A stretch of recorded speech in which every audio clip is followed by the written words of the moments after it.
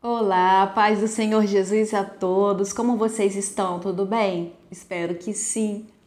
Gente, hoje eu tô aqui para compartilhar com vocês as maravilhas que eu tenho experimentado nesses dias, nesse novo ano de 2024, dentro da palavra de Deus, mergulhando nesse mar, né, maravilhoso aqui, que é mar de vida, que é a palavra de Deus.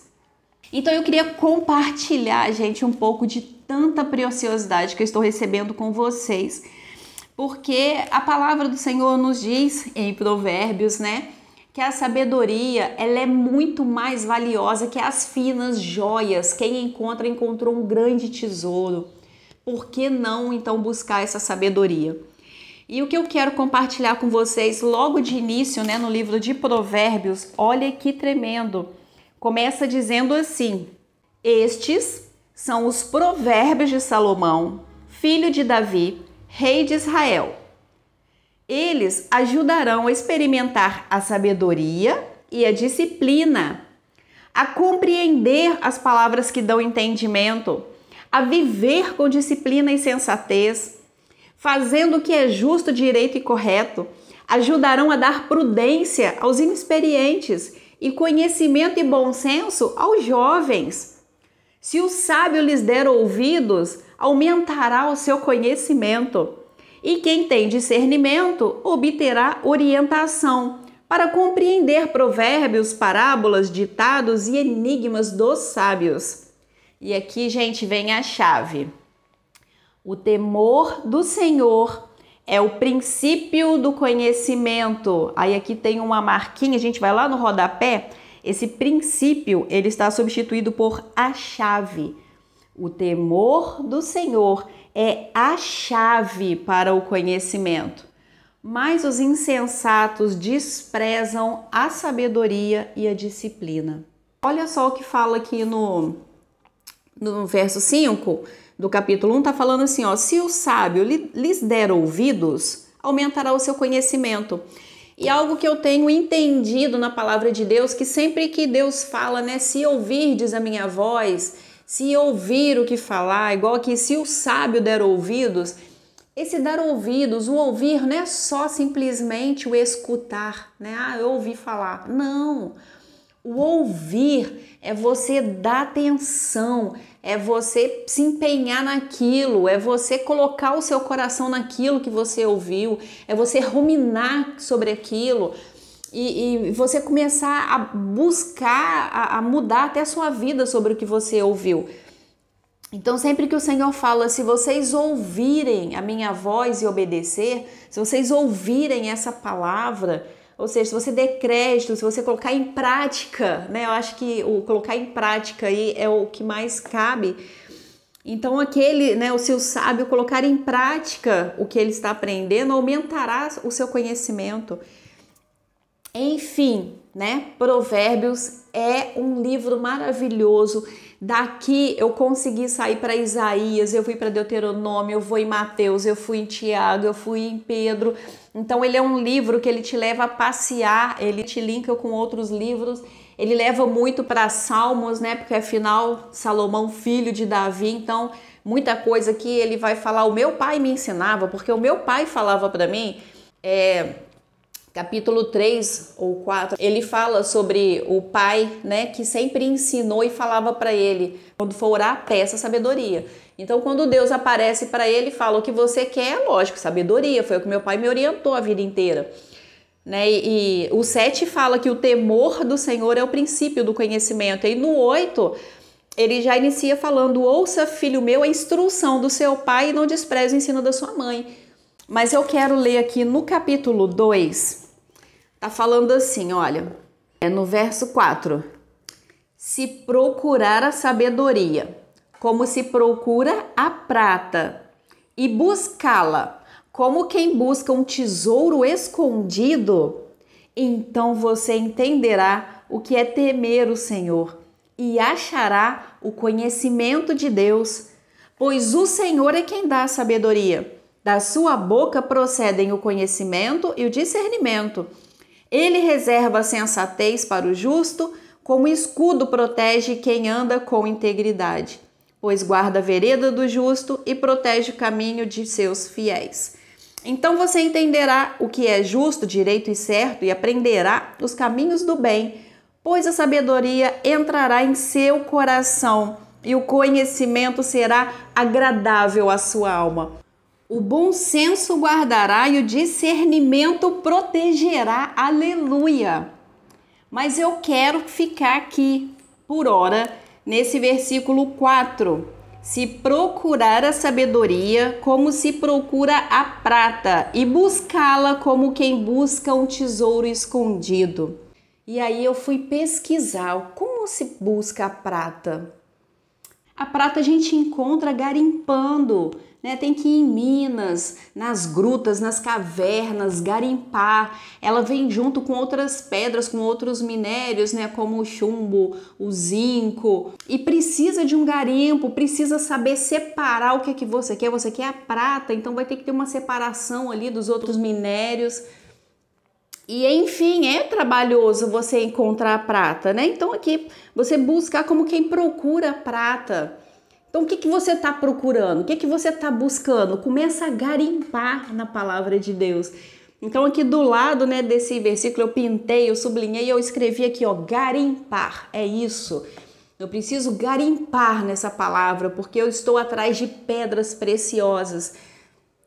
E a princípio, né, a minha busca era por essa sabedoria que Salomão alcançou, sabedoria para lidar com as questões do dia a dia, sabedoria para lidar com as finanças, sabedoria para lidar no casamento, né? A mulher sábia edifica sua casa, sabedoria para educar os filhos, para poder orientar os netos, para cuidar do ministério, enfim. Então eu fui buscar nesse garimpo aqui, a gente vai, né, trabalhando e vai buscando. Eu fiz, como eu disse, aquele relatório sobre o que é temer ao Senhor, porque ele é o princípio, ele é a chave para a sabedoria. E do outro lado, tudo sobre a sabedoria. E aí eu me fiz uma pergunta. Peraí, o temor do Senhor é o princípio da sabedoria. O temor do Senhor eu já tenho, o que está faltando é sabedoria. Mas aí um dia o Espírito Santo falou comigo, será que você tem mesmo o temor do Senhor? Eu pensei, como assim? Eu sempre tive. Eu temo o Senhor. E aí eu comecei a buscar, gente, o que é temer ao Senhor. E aí o temer ao Senhor, vou colocar só algumas coisinhas da minha anotação aqui. Olha só o que eu encontrei dentro de Provérbios que fala sobre temer ao Senhor. Se afastar do mal, evitar o mal, odiar o mal, garimpar a palavra, reconhecer o Senhor em tudo que se faz, ser sensato e equilibrado, guardar o coração, não perder as palavras do Senhor de vista, guardar no fundo do coração, olhar sempre para frente, olhar fixo no que está adiante, ler, meditar, estudar todo dia, ser correto e andar em retidão, ser humilde, fazer o que é justo e é certo, ser misericordioso e conhecer ao Senhor. E aí você para pensar em tudo isso. Ainda tem mais coisas, tá? Mas eu vou parar aqui. Aí parece, mas eu não conheço o Senhor, eu conheço o Senhor. Se a gente sabe, Deus é bom, Deus é Pai, Deus é misericordioso, Deus enviou seu Filho, né, para esse mundo, para que todo aquele que nele crê não pereça, mas tenha vida eterna. Mas conhecer o Senhor de verdade, no profundo, como o Pai. Sentar com Ele, acreditar nele, esperar nele, confiar nele. Oséias 6, né, de 3 a 6, fala que meu povo perece porque falta conhecimento, não me conhecem ainda. A gente vê que quando você começa a conhecer mais o Senhor, você quer agradar. E aí quando você começa a querer agradar o Senhor, você começa a cumprir o que está aqui sem esforço. A gente começa a fazer o que é justo e o que é certo. Por quê? Porque eu sei que isso agrada meu Pai. Eu não vou mais mentir, eu não vou mais ser mesquinho, eu não vou mais agir com orgulho, com soberba, porque eu sei que meu Pai não gosta dessas coisas. Eu vou ter um coração humilde, eu vou ser rápido no perdoar, eu vou viver em paz com todos e buscar a santidade sem a qual ninguém verá o Pai. Então é conhecendo o Senhor. E como a gente conhece o Senhor? Conhecendo o que Ele deixou escrito. Ele já se revelou aqui dentro da palavra e a gente não conhece aqui, então a gente não o conhece.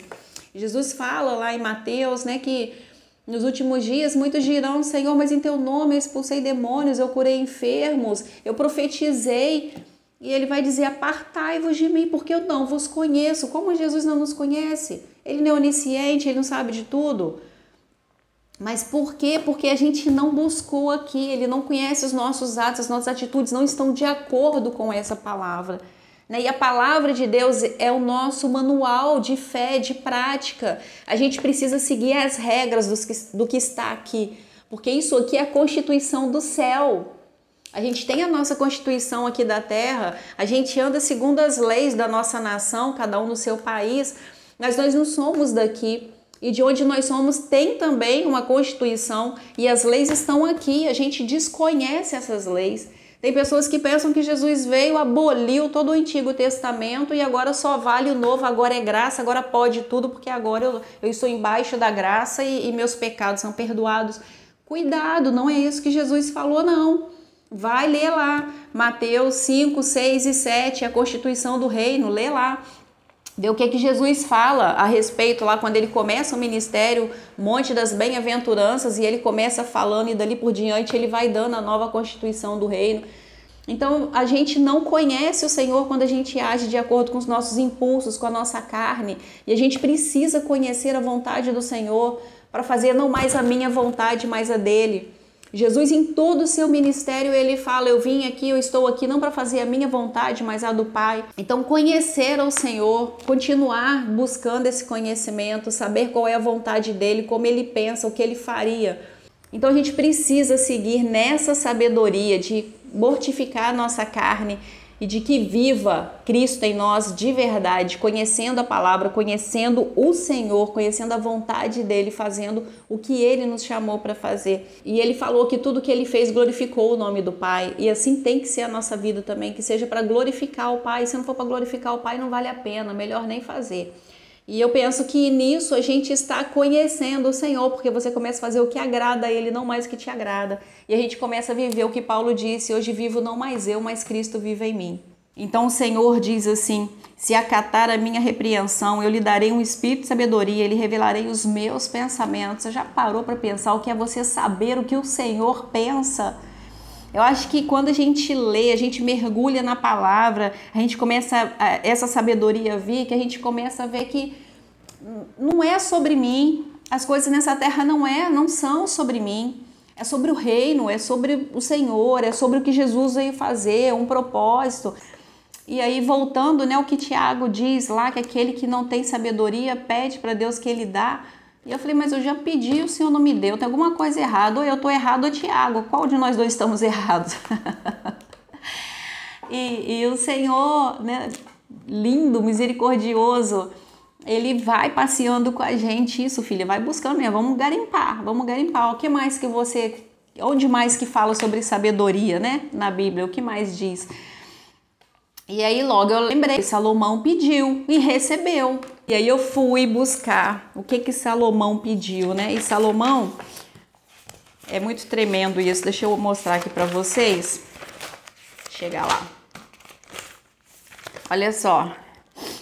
Salomão pediu, dá-me um coração entendido para julgar o teu povo, para prudentemente discernir entre o bem e o mal. O que Salomão pediu, eu anotei assim, o pedido de Salomão não foi para o seu próprio deleite, mas para cumprir o propósito.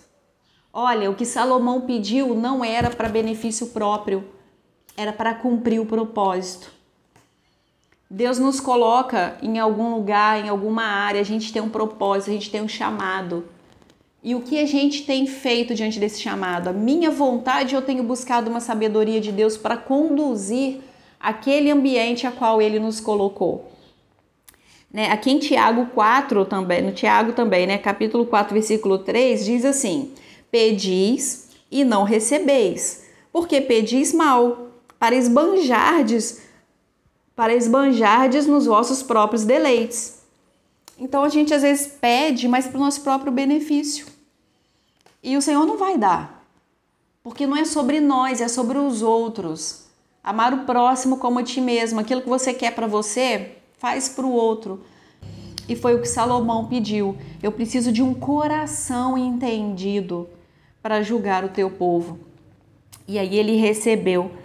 Jesus, lá em João 16, 24, ele diz assim: até agora vocês não pediram nada em meu nome. Peçam e receberão, para que a alegria de vocês seja completa. Aí, como assim, né? Porque um pouco antes ele já tinha dito assim: o que vocês pedirem em meu nome, o Pai vos concederá. Lá no capítulo 15, quando ele fala eu sou a videira, o Pai é o agricultor, você vai ler no texto ali ele fala que o que vocês pedirem em meu nome, o Pai vos concederá. Mas aí lá no 16 ele já fala: até agora vocês não pediram nada em meu nome. Será que não? Será que os discípulos não pediram nada no nome dele? Se ele ensinou tudo que pedir, dizer em meu nome vocês receberão, como eles não pediram? Né? Quando eu oro, Senhor, em nome de Jesus me dá sabedoria, eu não recebi. Mas eu pedi em nome de Jesus, então está contradizendo o que está escrito aqui?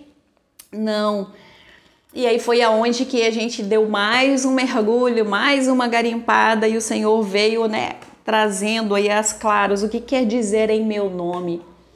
Quando Jesus diz que nós precisamos ir em nome de Jesus, pedir em nome de Jesus, não é simplesmente falar em nome de Jesus eu te peço, em nome de Jesus eu vou, é representando.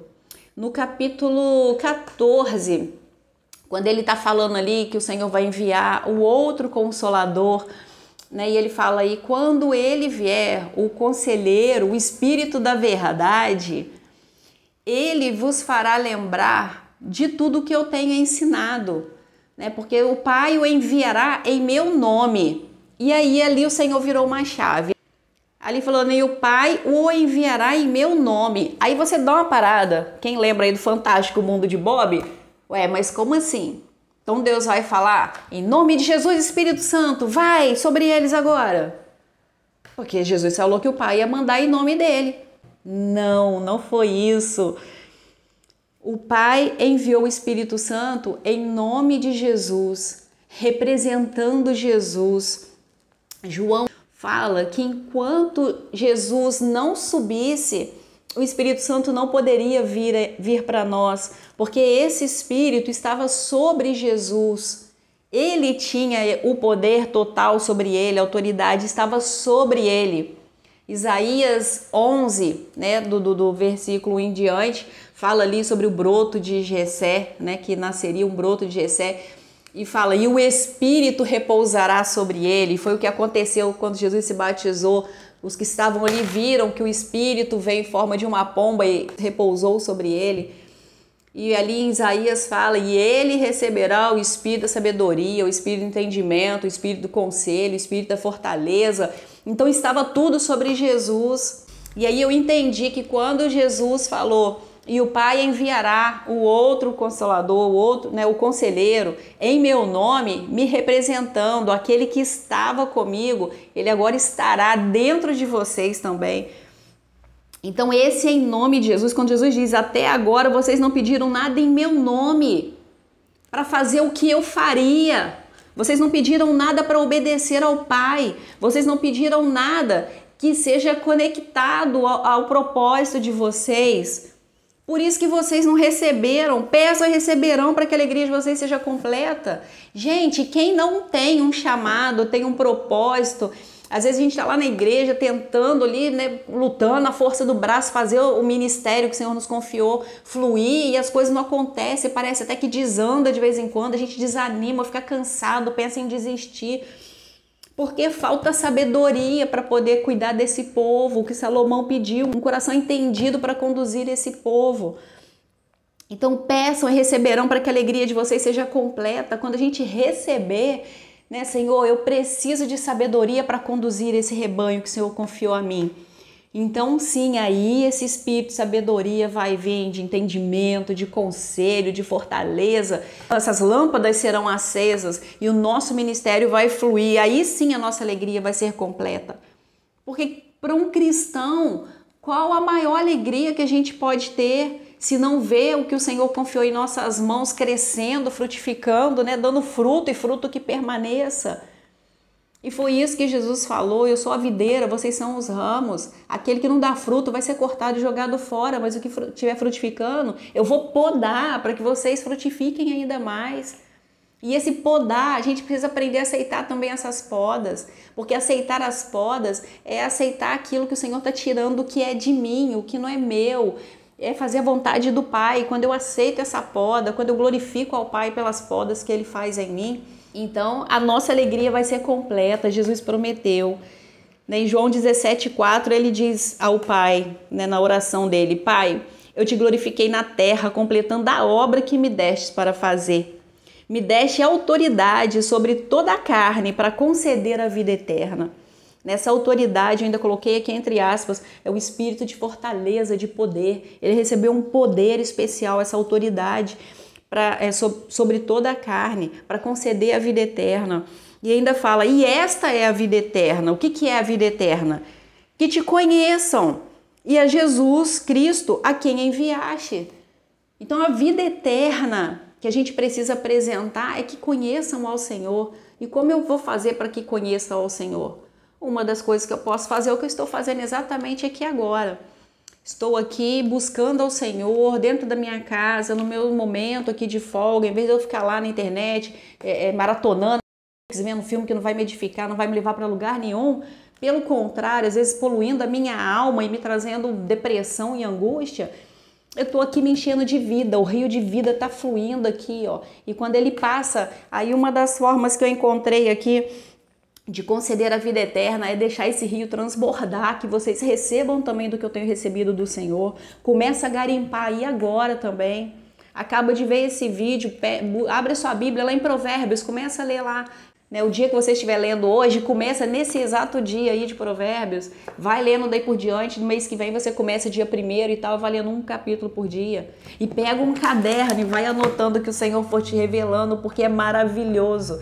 Gente, isso aqui é muito ouro que tem isso aqui. Eu acho que eu tenho que guardar agora esse caderno em 7 chaves. Eu não posso perder isso de jeito nenhum. Então aprendam a garimpar. Garimpem essa palavra, porque isso aqui traz vida, isso aqui te traz ânimo, isso aqui te traz força, te traz cura. Te faz bem e faz bem para quem está à sua volta, porque você começa a conhecer o Senhor. Agora você sabe o que agrada a Ele, o que Ele gosta, o que Ele não gosta, e você começa a andar de acordo com a vontade dEle.